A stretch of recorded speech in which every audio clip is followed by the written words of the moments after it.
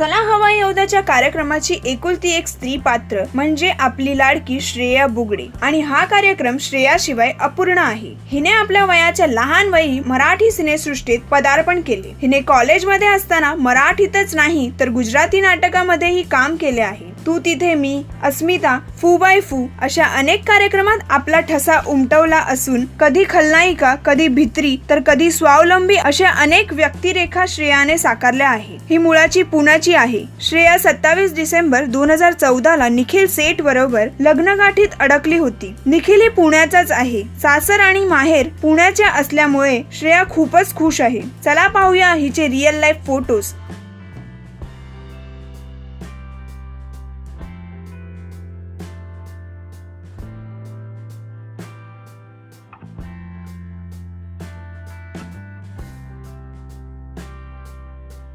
श्रेयाचे वेगवेगळे अवतार पाहून आपल्याला कसे वाटले हे कमेंट्सद्वारे आम्हाला कळवा। मराठी सिनेसृष्टीच्या ताज्या अपडेट्स व गॉसिपसाठी आमच्या चॅनलला सबस्क्राईब करायला विसरू नका।